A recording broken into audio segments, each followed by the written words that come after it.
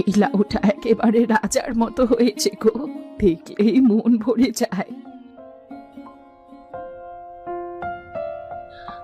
আরে আমার সোনা লাউ, কেউ দেখলে জিভে জল এসে যাবে, কিন্তু কারো জুটবে না, কারো না।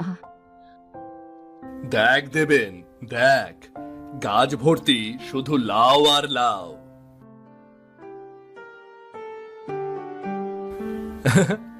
একটা লাউ চাইতে গেলে বুড়ি রাগে যে কিরকম করে, আর কি বলে জানিস? আমার লাউ আমার ধন, ছুলে জ্বলবে আমার মন। ওরে হ্যাঁ রে হ্যাঁ, তোদের কথাগুলো কি আমার কানে ঢুকে না ভেবেছিস? তোদের খাওয়াতে গেলে আমার ঘরে চাল ফাঁকা হয়ে যাবে। এই বুড়ির মনে দয়া বলতে কিছু আছে বলে তো মনে হয় না।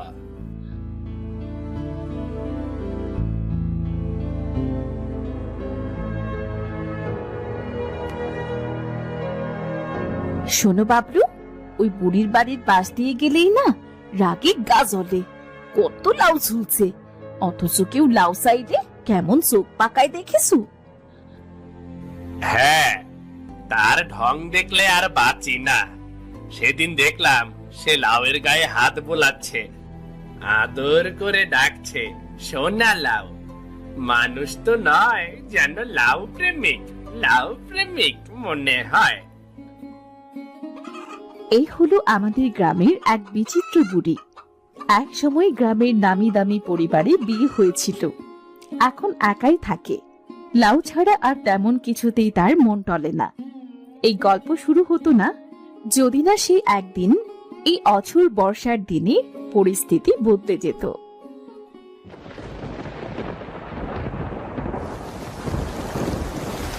এই বৃষ্টির দিনে লাউগুলোর বাঁচাও কঠিন হবে, না জানি আবার কার নজর লাগে।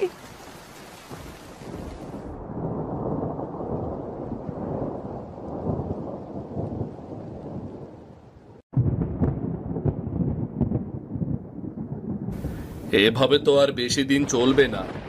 সরকারি লোক তো এখনো এলো না, খাবারও তো শেষ। সকাল থেকে এক চামচ দুধও পায়নি ওর শূন্য, শুধু খালি মুখে পানি খেয়ে আসে। 3 দিন ধরে ভেজা কাপড় পরে ঘুরছি, ঘরে ঢুকতে পারি না, উঠোনেই হাঁসের মতো ঘুরছি। আর শুনতে ভালো লাগছে না রে বাবলু।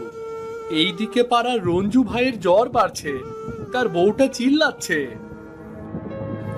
আমার বয়স হয়েছে, কিছু করতে পারি না, এই কষ্ট দেখে বুক ফাটে রে। এক সময় এই গ্রামে আমি ক্লাস নিতাম, আজ সবার মুখ দেখে আমার বড্ড কষ্ট হচ্ছে, বড্ড কষ্ট হচ্ছে।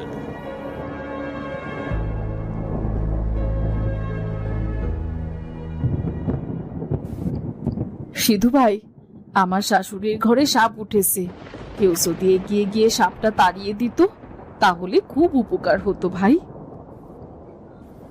আমার নিজের বাড়িতেও পানি উঠেছে বল, তাও চলো, আমি যাব তোমার সঙ্গে। তোমার তো পাটা কেটে গেছে সিধুদা, তুমি কিভাবে যাবে? ব্যথার চেয়ে মানুষ বাঁচানো জরুরি।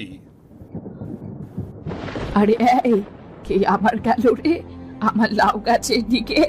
একবার হাত লাগালে প্রাণে রাখবো না।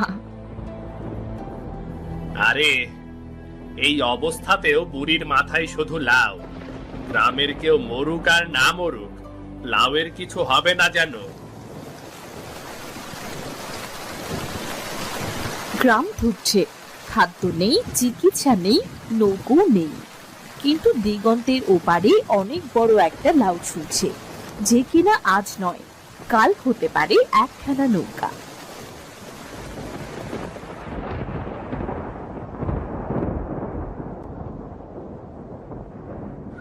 ও বাবলু, খেয়াল করেছিস সকাল থেকে রোদ উঠেছিল, এখন হঠাৎ আকাশটা কেমন ঘোলাটে হয়ে গেল রে। আকাশে যেই রং ধরেছে অমন রং আমি গত বছরের বন্যার সময়ও দেখেছিলাম। হাওয়াটাও আজ অদ্ভুত লাগছে রে, গা কেমন শিরশির করছে, মনে হচ্ছে কিছু একটা আসছে।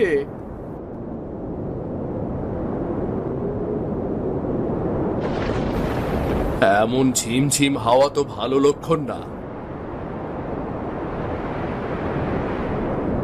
নদীর গতিটা আজ অনেক জোরে। আবার যদি 2012 সালের মতো জল উঠে পড়ে। ওই দেখো, কাপড়টা তুলতে আসলাম, বাতাসে কাপড়টা উড়েই গেল। ওই মেঘ তো কালো হয়ে আসছে, কেমন যেন ভয় করছে আমার। এই হাওয়া কিন্তু ভালো না। হ্যাঁ রে, আমার সোনা লাউ, বৃষ্টিতে ভেঙে পড়িস না যেন, কোনো উপদ্রব যেন আবার ঘরে ঢুকে না পড়ে। সেই 1984 মতো বাতাস লাগছে। আবার বয়স তো আর কম নয়, অভিজ্ঞতা বলছে এবার বড় কিছু আসতে চলেছে, বড় কিছু আসতে চলেছে এবার। আকাশের রং বদলে যেতে শুরু করেছে, বাতাস কানে কানে জানিয়ে দিচ্ছে দুর্যোগ আসছে। তবু কেউ জানে না এই দুর্যোগ শুধু কষ্ট নয়, এক নীরব পরিবর্তনের ডাক।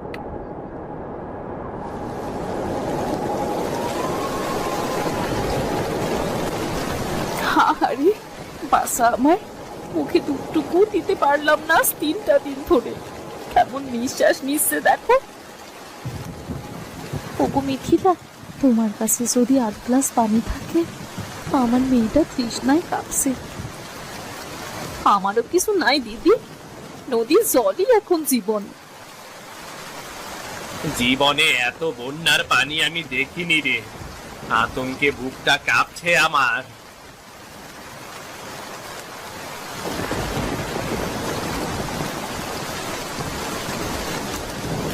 ওই ডান দিকের ঘরটার চালে কে যেন হাত নাড়ছে। ওটা তো রঞ্জু ভাইয়ের ঘর, সে তো জ্বরে কাঁপছিল। চল চল দেখি কি অবস্থা, চল চল। আমার নাতিটারে দেখছি না যে, এসে গেল বুঝি, কেউ একটুখানি দেখে এসো না। আমি আজ আর মাস্টার না, একজন খুবই সাধারণ লোক, যার চোখের সামনে তার গ্রামের মানুষ ডুবে মরছে। চল চল, যতটা পারি চেষ্টা করি, চল চল।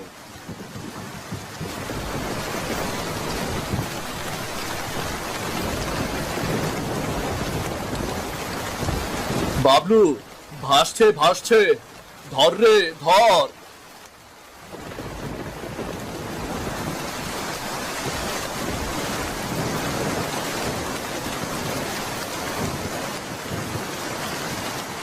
ওরে বাবা রে, আমার ছেলেটা বাঁচলো।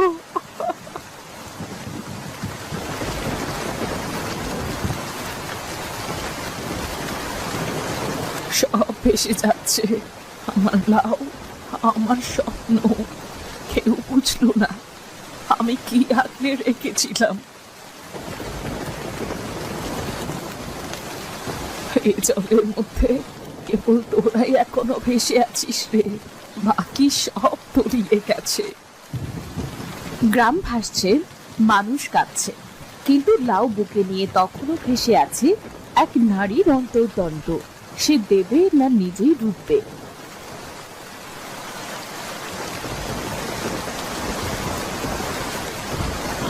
এই বয়সে এই অবস্থা, জিনিসপত্র সব গেছে, হাঁস নেই, মুরগি নেই, উঠোনও নেই। কোথাও যদি একটু শুকনো জায়গা পেতাম।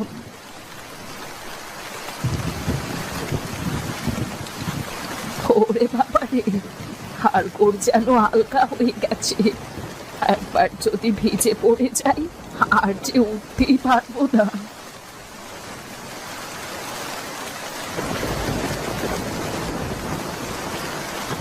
ও তো মানুষ গাদাগাদি করে বসে আছে। ও তো সিঁদুর গলা, ওই মেয়েটা যেন কে, মিথিলা। কতবার এসে একটু লাউ চেয়েছে, আর আমি আমি কি করেছি? এই লাউটা, এটা তো আমার গর্ব ছিল। এখন এখন যদি এটা দিয়ে কারো উপকার হয়। তোরা শুধু খাবার না, তোরা স্বপ্ন, তোরা স্মৃতি। কিন্তু এই স্বপ্ন যদি নিজের মধ্যে আটকে রাখি, তবে যে সবাই মরে যাবে। যদি এই লাউটা কেটে ভেতরটা ফাঁপা করি, ঠিকঠাক ভাবে জুড়ি, তবে তো ছোটখাটো কিছু একটা বানানো যাবে। নৌকা না হোক, ফেলা হলেই হবে।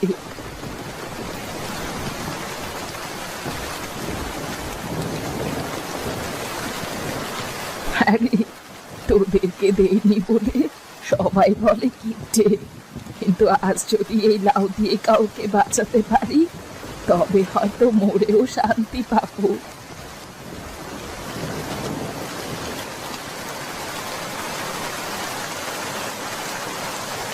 হায়রে, বুড়ি মরে গেলেও কেউ খবর নেবার নেই। বাড়ি ঘর উঠোন সব জলের তলায়। কত আদরে করেছিলাম এই ঘরটা, আর এখন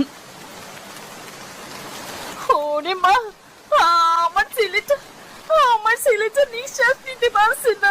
কেউ কি নেই রে? এই কান্নাগুলো তো এতদিন শুনিনি, নাকি শুনেও না শোনার ভান করেছি?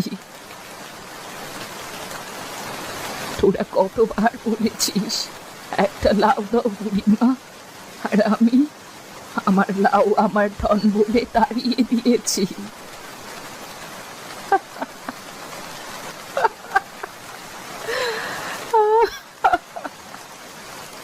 হ্যাঁ রে সোনার লাউ, তুই তো আমার সব ছিলি রে, কিন্তু তোকে আগলে রেখে আমি যে একা হয়ে গেছি রে। ওরা কেউ আমার নয়, কিন্তু তবু আজ মনে হয় ওদের জন্য কিছু করা দরকার। না, এবার শুধু আমি বাঁচবো না, সবাইকে বাঁচাবো। এই বিশাল লাউটা ফাঁপা করলেই একখান ভেলা হবে রে। জীবন আমাকে কিছু না দিলেও এবার আমি দেব।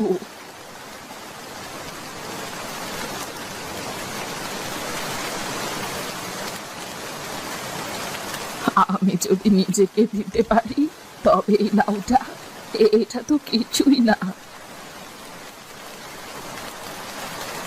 সবাই বলে মানুষ নাকি বদলায় না, কিন্তু এক নির্ঘুম নিঃসঙ্গ রাতে এক কিপ্টে বুড়ির মন ঠিক পাল্টে যায়।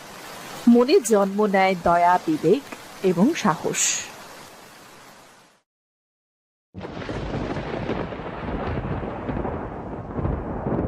তুই তো আমার একমাত্র সাথী ছিলি সোনা লাউ। জীবনে অনেককে হারালাম, শুধু তুই থেকে গেলি। কিন্তু এবার মনে হচ্ছে তুই শুধু আমার না, তুই কত বড় হয়েছিস রে। এই ভরা লাউটা যদি ফাঁপা করা যায়, তাহলে ভেতরটা খালি করে তাতে শক্ত করে বাঁধা যেত, আর তাহলে এটা ভেসে থাকতে পারত। এখন যা দরকার তা হলো একটু সাহস আর বুদ্ধি।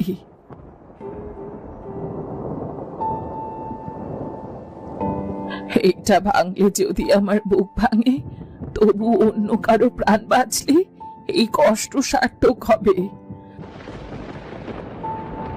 ছোটবেলায় আমার ঠাকুমা বলতো, লাউ ফাঁপা হলে জলের ওপর ভাসে। তখন হাসতাম, এখন বুঝি ঠাকুমা ঠিকই বলেছিল।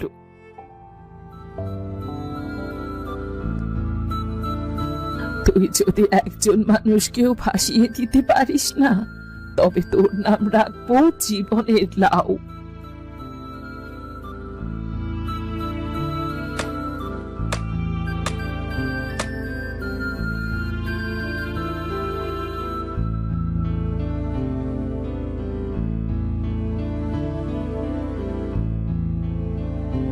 এবার দেখা যাক বুড়ি না লাউ বুড়ি, কে হারে আর কে জেতে।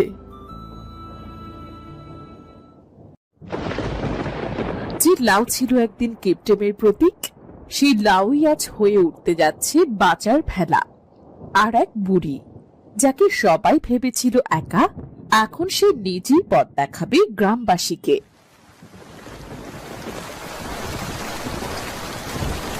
হ্যাঁ রে সোনা লাউ, আমি তোকে জন্ম দিয়েছি, এই হাতেই লাগিয়েছি, আজ তোকে দিয়েই কাউকে পার করব।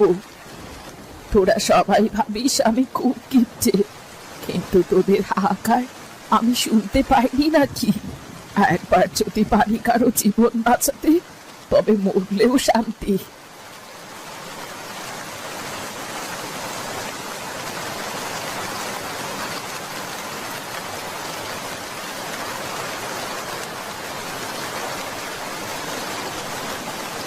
ও, কত বছর পর গায়ে এমন খাটুনি দিলাম, তবে এই ঘাম এই কষ্ট আজ বাঁচার দামি উপায়। তুই তো দেখছি বেশ মজবুত, মনে হচ্ছে 3-4 জনের ওজনও সহ্য করতে পারবি।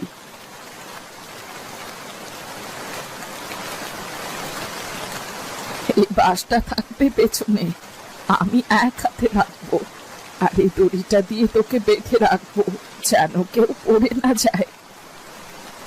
কেউ যখন লাউ চেয়েছিল, আমি গালাগাল দিয়েছিলাম, আর আজ এই লাউ দিয়ে যদি কারো প্রাণ রক্ষা হয়, তবে এটাই হবে আমার প্রায়শ্চিত্ত। চল রে লাউ নৌকা, তুই শুধু ভাবিস আর আমি তোর হাল ধরি। দেখে নিস গ্রামবাসী, বুড়ি যে এখন লাউ মাঝি।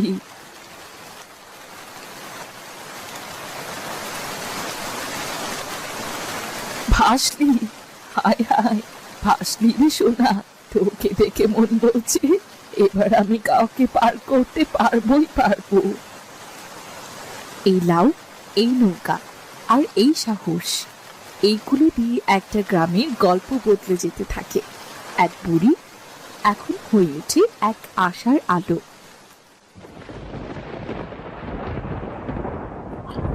বুড়িমা, এই লাউয়ের নৌকাটা কি সত্যিই পারবে আমাদের সবাইকে উদ্ধার করতে? আমার সাহস আর এই লাউটাই আমাদের সবার আশা।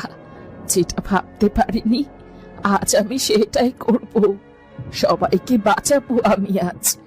আজ এই বন্যার সাথে লড়াই করব। তুমি যে এমন সাহসী, ভাবতেই তো পারিনি বুড়িমা। বুড়িমা, তোমার পাশে দাঁড়াবো আমরা সবাই।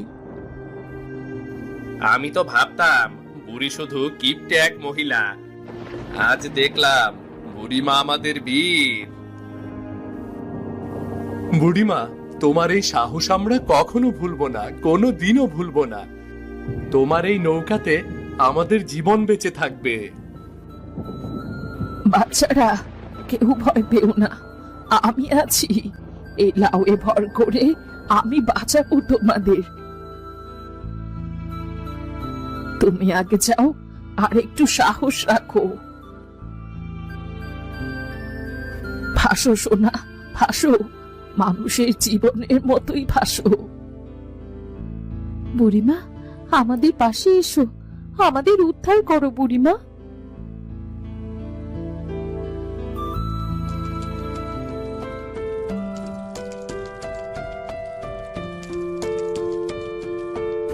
তুমি আমাদের জীবনের ফেরিওয়ালা, তোমার জন্য প্রার্থনা করবো চিরকাল।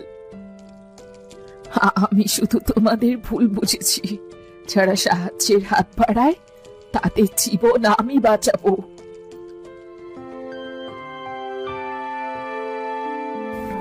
আজ থেকে বুড়ি আমাদের বীর, বুড়ি আমাদের হিরো।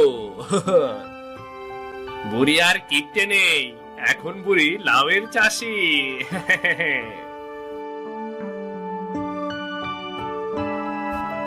একজন কিপ্টে বুড়ি থেকে গ্রামের বীর হয়ে ওঠার গল্প আমাদের শেখায় সাহস আর ভালোবাসাই পারে পৃথিবীটাকে বদলে দিতে।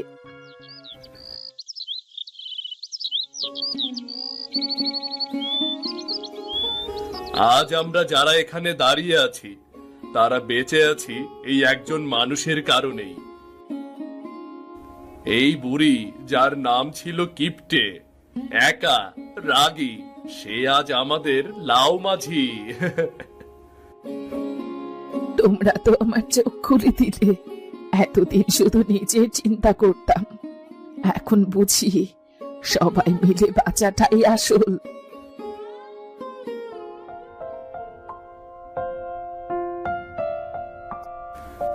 তোমার নামে এই থালা, এই থেকে শুরু হোক আমাদের নতুন প্রথা। আজ থেকে প্রতি বছর লাউ নৌকা দিবস পালন করব। বুড়িমা বলেছে পরের বছর সে নিজেই লাউয়ের বীজ বিলি করবে।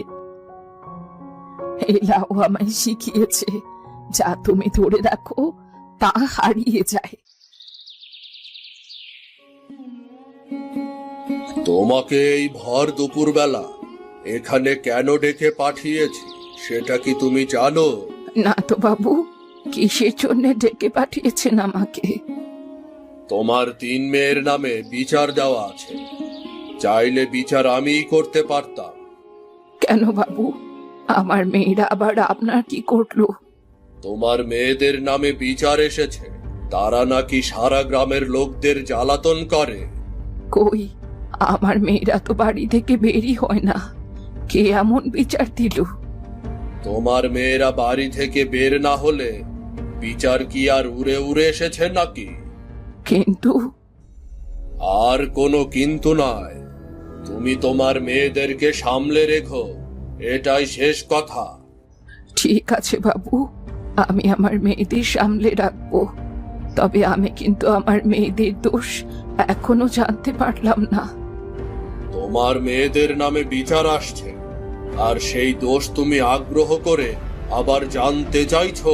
লজ্জাও করে না নাকি? এতে লজ্জার কি আছে বাবু? আমি কি দোষ জানতে পারি না?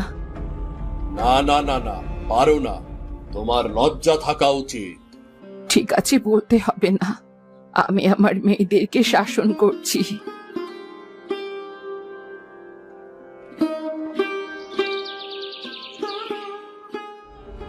কিরে, তোরা কোথায় গিয়েছিলি? আজকে বেরিয়ে আয়, তোদের আজকে খবর আছে। কি হলো কি মা, এভাবে ডাকাডাকি করছো কেন? কি হয়েছে? আবার জিজ্ঞাসা করছিস কি হয়েছে? ওরা মুখ কোথাকার, তোদের আমি এত যত্ন করে লালন পালন করি, আর তার বিনিময়ে তোরা এগুলো দিস আমাকে?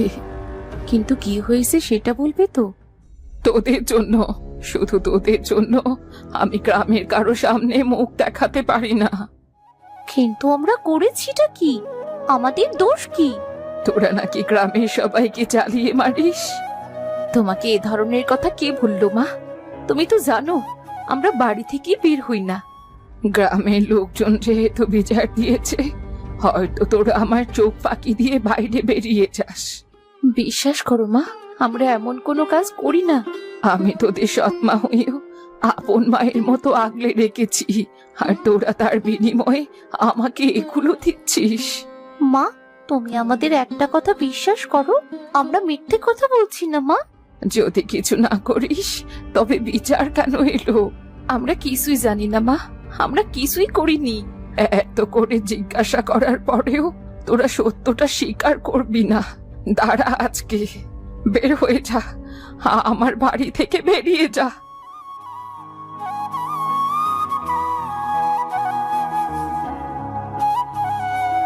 মা আমাদের সৎমা বলে আমাদের এভাবে বের করে দিতে পারলো। আপন মা হলে কখনোই এটা করতে পারতো না। তুই একদম ঠিক বলেছিস পূজা, আমরা শুধু শুধুই মাকে আপন ভাবতাম। আমরা আর কখনোই ও বাড়িতে ফিরে যাব না। মা তার বাড়ি নিয়ে নিজেই সুখে থাকুক। কিন্তু আমরা এখন কোথায় যাব? আমাদের তো যাবারও কোনো জায়গা নেই।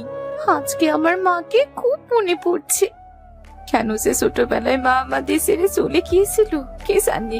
সবই হলো আমাদের পোড়া কপাল, বুঝলি? না হলে আবার এমনটা হয় আমাদের সাথে। আমরা তিনজনেই গাছতলাতেই থাকবো। এখানে নতুন করে সংসার শুরু করব আমরা। কিন্তু আমরা এখানে থাকতে পারবো তো দিদি? অবশ্যই পারবো। বাড়ি থেকে যখন বের হয়েছি সংগ্রাম করেই টিকে থাকতে হবে। তোর উপর আমাদের ভরসা আছে। আমরা জানি তুই কখনোই আমাদের কোনো ক্ষতি হতে দিবি না দিদি। আমি কথা দিচ্ছি, আমাদের মা নেই তাতে কি হয়েছে, আমি তোদেরকে মায়ের মতোই আগলে রাখবো। চল তাহলে আমরা থাকার একটা বন্দোবস্ত করি। রাত হয়ে এলো তো। ঠিকই বলেছিস, আর দেরি করা মোটেও ঠিক হবে না। যত দ্রুত সম্ভব থাকার একটা ব্যবস্থা করতেই হবে। আমার বড্ড ভয় করছে দিদি। ভয় পাস নেই, আমি আর দিদি তো আছি, তোর কিছুই হতে দেব না দেখিস।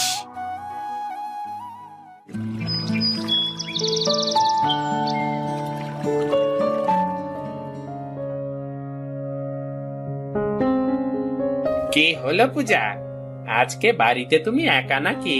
তোমার বোনেরা কোথায়? হ্যাঁ, দিদিরা একটু কাজের খোঁজে গেছে। কিন্তু দিদিদের সাথে তোমার কোনো কাজ আছে নাকি? তোমার দিদিদের সাথে আমার কোনো কাজ নেই। আমার সমস্ত কাজ হলো তোমার কাছে। আমার কাছে মানে? কি বলতে চান আপনি? এখনো বুঝতে পারছো না? বুঝতে পারছো না আমি তোমাকে কতটা পছন্দ করি? পছন্দ করেন মানে? আপনি আপনি এখনই এখান থেকে চলে যান। দিদিরা চলে এলে যা তা অবস্থা হয়ে যাবে। ভয় কেন পাচ্ছ তুমি? তুমি ভয় পেও না, আমি তো আছি। আপনি আছেন মানে? আপনাকে তো ভয় পাচ্ছি বেশি। আপনি এখান থেকে চলে যান বলছি। আজকে চলে গেলে কি হবে? আমি তো প্রতিদিন আসবো তোমাকে দেখার জন্য। আমি কিন্তু দিদিকে সবকিছু বলে দেব। তোমার দিদিরা আমার কিচ্ছু করতে পারবে না।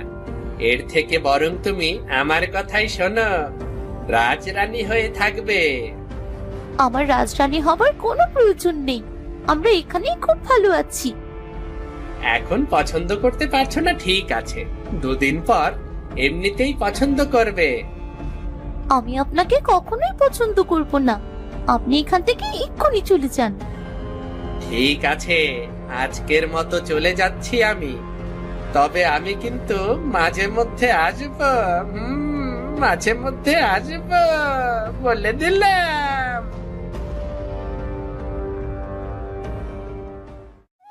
কিরে পূজা, আজকে তোকে এমন কেন দেখাচ্ছে? কিছু হয়েছে নাকি? বাড়ির জন্যে মন খারাপ করছে নাকি মায়ের জন্যে খারাপ লাগছে? কোনটা? কোনোটাই নয় দিদি, আমার খুব ভয় লাগছে। কেন রে, ভয় লাগবে কিসের জন্যে? আমরা আসি তো বোকা। তোমরা যখন কাজে চলে যাও তখন তো একা একা থাকি আমি। আমার বড্ড ভয় লাগে।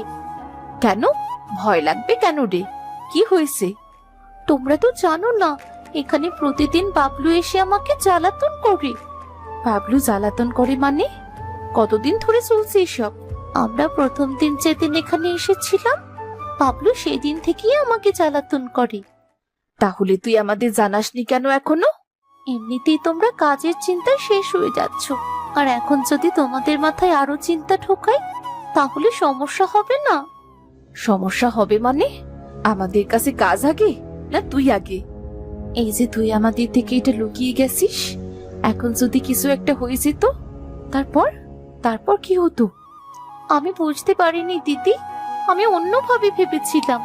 থাক, ওকে আর বকাবকি করিস না, ছোট তো, অতটা বুঝতে পারেনি।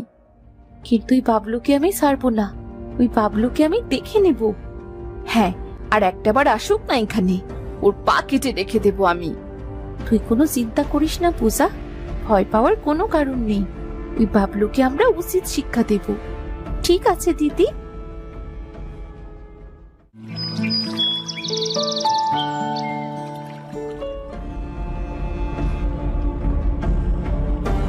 এই যে জানেমান, তোমার জন্য আজকে দেখো আবার আমি চলে এসেছি। তুমি খুশি হওনি? বলো বলো বলো। আপনি আবার এখানে এসেছেন? আমি আপনাকে বারবার এখানে আসতে বারণ করেছি, আমার কথা শুনছেন না কেন আপনি?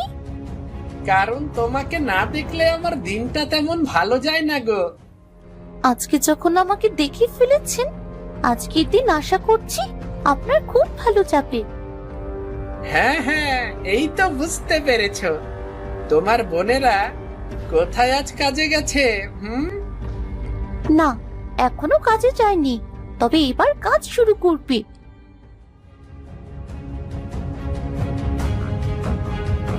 আরে রে রে রে রে, এই তোমরা এই বাড়িতে কি করছো? এই আমাকে ছেড়ে দাও, আমাকে আর মেরো না, আর মেরো না, ছেড়ে দাও, ছেড়ে দাও। তুই কি ভেবেছিস প্রতিদিন ফাঁকা বাড়িতে আমার বোনকে তুই জ্বালাতন করবি? আজকে তোকে আমরা মেরেই ফেলবো। না না না না, আমাকে মেরো না, আমাকে মেরো না, আমাকে দয়া করে ছেড়ে দাও, ছেড়ে দাও দয়া করে। তোকে তো সারা যাবে না, তোকে সারলে তুই আবার এই কাজ করবি। আমি আর কখনো এখানে আসবো না, দয়া করে আমাকে ছেড়ে দাও। দিদি, আর মেরো না তোমরা। পূজা একদম ঠিক কথা বলেছি দিদি, থাক আর মেরো না, এটাকে এখন ছেড়ে দাও। ঠিক আছে, তোদের কথার জন্য ওকে ছেড়ে দিচ্ছি, কিন্তু পরবর্তীতে আর ছাড়বো না ওকে। এখন পালা এখান থেকে।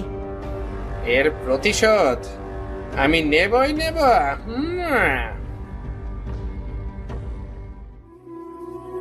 কি রে বাবলু, গণপিটুনি খেয়েছিলি নাকি রে? আর বলবেন না বাবু, গণপিটুনি খেয়েছি, তবে আমার কোনো দোষ ছিল না। তোকে এভাবে কারা মেরেছে, আর কেনই বা মেরেছে? আপনি তো জানেন, গ্রামের ওই দস্যু 3 বোন গাছতলায় গিয়ে বসবাস করছে।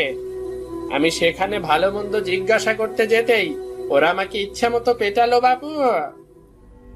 তোকে শুধু শুধু এত মারলো? আপনি জানেন না ওরা কেমন। ওরা কি শুধু শুধু ঘর বাড়ি ছেড়েছে নাকি? ওদের এত বড় সাহস যে আমার লোকের গায়ে হাত দিয়েছে, ওদেরকে আমি ছাড়বো না। ওদেরকে আপনি গ্রাম ছাড়া করে দিন। আগে আমি বুড়ির কাছে বিচার দে, আমি তো ওদেরকে মারতে পারবো না, বুড়ি ওদেরকে ঠিক করবে। ঠিক আছে বাবু, আপনার কাছে যেটা ভালো মনে হয় আপনি সেটাই করুন, তবে আমি এর বিচার চাই, বলে দিলাম। অবশ্যই আমি তোর বিচার করব, তুই চিন্তা করিস না, আমি বুড়ির সাথে কথা বলে দেখছি। আমাকে কি মারটাই না মারলো বাপু। আমি কত হাতে পায়ে ধরেছি, তবুও ওরা কথা শুনলো না, কোনো কথাই শুনলো না। এই না শোনার শাস্তি যে কতটুকু ভয়ঙ্কর হতে পারে সেটা ওরা এবার টের পাবে।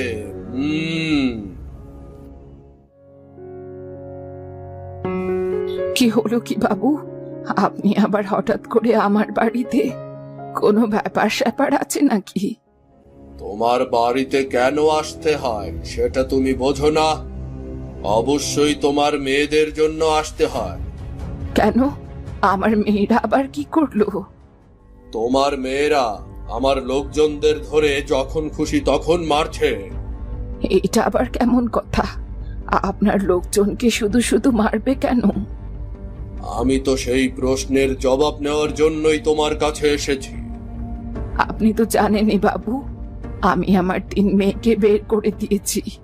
সেটা তো আমার দেখার বিষয় না, তোমার মেয়েদেরকে তুমি ঠিক করবে, সেটা কোথায় বসে ঠিক করবে সেটা একান্তই তোমার ব্যাপার।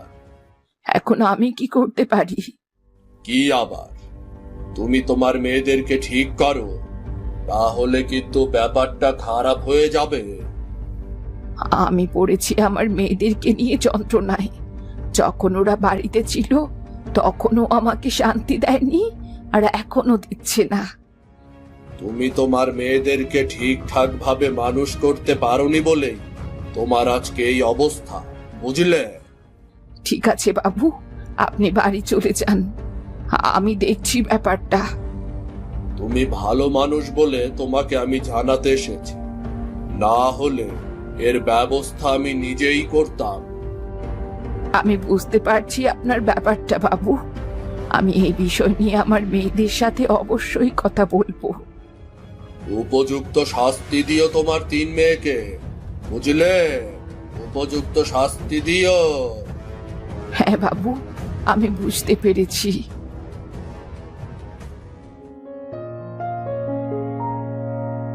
এ কি মা, তুমি আমাদের বাড়িতে, তাও এতদিন পর? না এসে উপায় আছে? তোরা গ্রামের মধ্যে যা শুরু করেছিস না, তাতে তো আমি আর মুখ দেখাতে পারছি না। আমরা বাড়ি ছেড়ে চলে এসেছি, তবুও তোমার শান্তি হচ্ছে না? শান্তি হবে কিভাবে? লোকের কথা শুনতে শুনতে ক্লান্ত আমি। তুমি কখনো আমাদের বুঝতে পারোনি। সৎমা সৎমায়ের মতোই করে দেখিয়েছো। এটা তোরা বলতে পারলি? সে ছোটবেলা থেকে স্নেহ মমতা দিয়ে আমি তোদের মানুষ করেছি। তা তো এখন দেখতেই পাচ্ছি। আমার এখানে আসার কারণ হলো তোরা নাকি দেবাশিস বাবুর লোকজনকে মেরেছিস। মারবো না তো করবো কি? আমার বোনের ইজ্জতের দিকে যে হাত দেয়, আমি তার হাত কেটে রেখে দেব। মানে কি বলছিস কি তুই? দিদি ঠিক কথাই বলেছে। দেবাশিস বাবুর ওই জ্বালা আমাদের পূজার দিকে হাত বাড়িয়েছিল। এবার তুমিই বলো মা, আমাদের কি কোনো ভুল হয়েছে? এইসব কথা তো আমাকে দেবাশিস বাবু জানায়নি। তোরা একদম ঠিক কাজ করেছিস। আমরা আগেও ভুলছিলাম না মা, তোমাকে ভুল বোঝানো হয়েছিল। ঠিক আছে, অনেক হয়েছে বাড়ির বাইরে থাকা, এবার ফিরে চল তোরা। মা, আমরা যে আর ফিরে যেতে পারবো না। যে বাড়ি থেকে আমরা চলে এসেছি, সে বাড়িতে আবার কি করে যাব? এমন করিস না মা আমার, চল না। তোদের ছাড়া বাড়িটা একদম ফাঁকা ফাঁকা লাগছে। তুমি ফিরে যাও মা, আমাদেরকে জোর করো না। আমরা ফিরে যেতে পারবো না মা।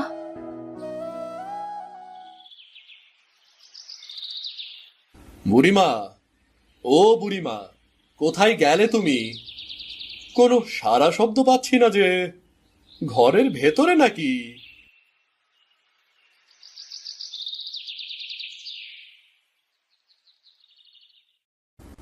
ও বুড়িমা, তুমি এই অবেলায় শুয়ে আছো কেন? কি হয়েছে তোমার? শরীরটা তেমন ভালো নেই রে। কেন, তুমি অসুস্থ নাকি? কেমন লাগছে তোমার শরীর এখন, বলো? একদম ভালো নেই। তুই আমার একটা উপকার করে দিবি বাপ? অবশ্যই অবশ্যই, তুমি বলো কি উপকার করতে হবে? আমার হাতে হয়তো এখন আর বেশি সময় নেই রে। তুই আমার 3 মেয়েকে একটু খবর দিতে পারবি? হ্যাঁ, তা অবশ্যই পারবো, কিন্তু তোমার মেয়েরাই বা কেমন? তোমাকে একা ফেলে চলে গেল? ওরা যায়নি রে, ওরা যেতে বাধ্য হয়েছে। কেন বুড়িমা, তুমি এমনটা কেন করতে গেলে? তুমি তো এমন নও। কি করব বল, ওদের নামে শুধু বিচার আসে, আর আমিও সইতে পারছিলাম না। নিশ্চয়ই ওই দেবাশিস বাবু বিচার দিয়েছে, তুমি তার কথা বিশ্বাস করো। তাকে বাবলু যা বোঝায় তিনি তাই বোঝে। সেটা তো এখন বুঝতে পারছি, কিন্তু বুঝতে যে অনেকটা দেরি হয়ে গেল। তুমি কোনো চিন্তা করো না বুড়িমা, আমি এখনই তোমার মেয়েদেরকে খবর দিতে যাচ্ছি। তোকে অনেক ধন্যবাদ।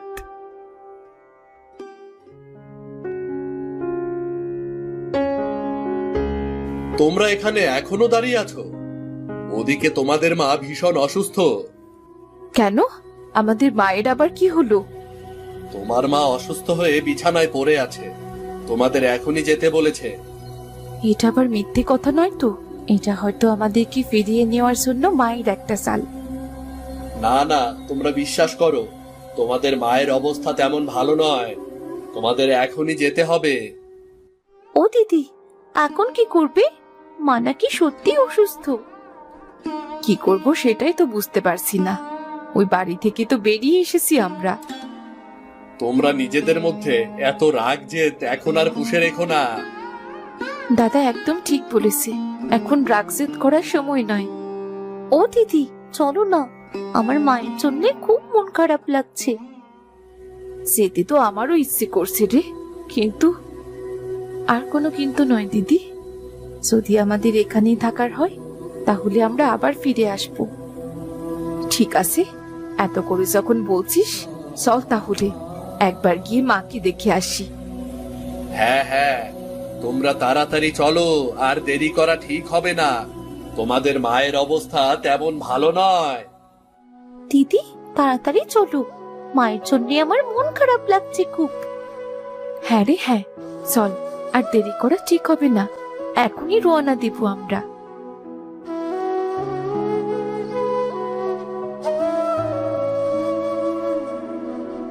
মা, ও মা, কি হয়েছে তোমার? তুমি এইভাবে শুয়ে আছো কেন মা? মা ওঠো। তোরা এসেছিস? তোদেরকে এত করে মারার পরও তোরা আমাকে দেখতে এসেছিস?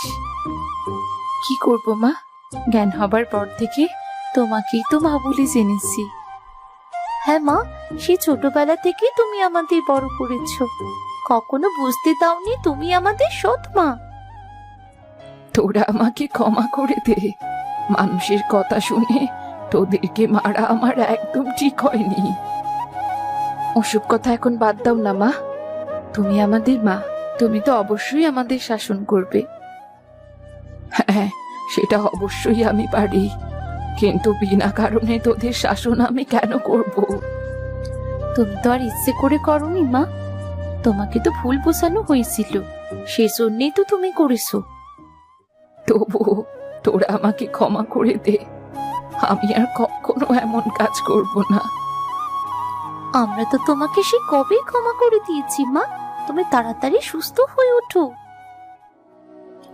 আমার মনে হয় না আমি আর সুস্থ হতে পারবো। তুমি অবশ্যই সুস্থ হবে মা, আমরা তোমাকে সুস্থ করে তুলবো, আমরা রাত দিন তোমার সেবা করব। হ্যাঁ মা, যেমনটা তুমি আমাদের সেবা করতে ছোটবেলায়, ঠিক তেমনটা। তোরা কত ভালো, আর আমি তোদের কত ভুল বুঝেছিলাম। আমায় তোরা ক্ষমা করে দে, না হলে যে আমি মরেও শান্তি পাবো না। বললাম তো মা, বাদ দাও না এসব কথা, এখন এসব কথা বলার সময় নয় মা। হ্যাঁ মা, তুমি একদম চুপচাপ শুয়ে থাকো, বাকিটা আমরা দেখছি।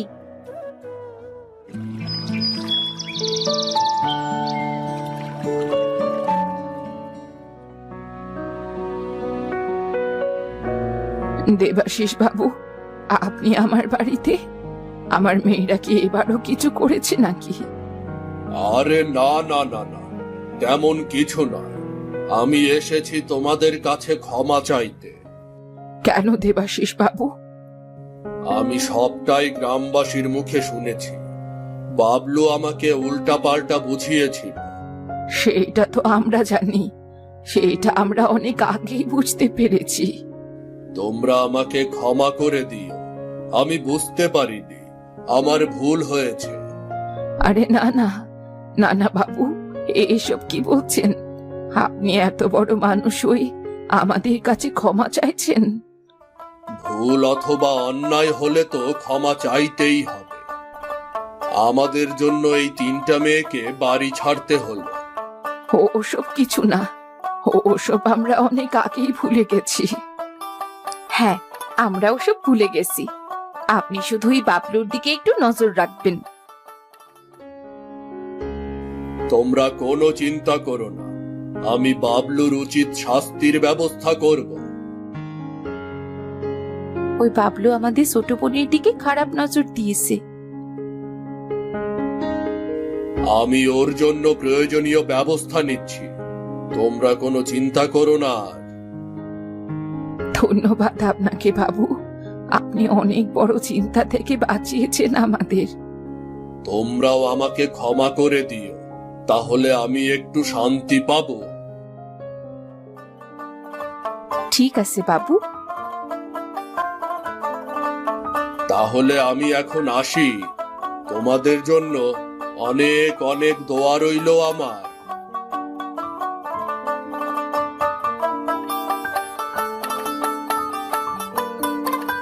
কিন্তু দিদি, আমাদের সেই গাছতলার সংসার, সেই সংসারের কি হবে? কি আর হবে, মাঝে মধ্যে সেই সংসারে মাকে নিয়ে গিয়ে থাকবো। না না, ওখানে আর কখনোই যাব না, আমার ওখানে একদম মন টিকে না, আমার বড্ড ভয় লাগে। পাগলি একটা।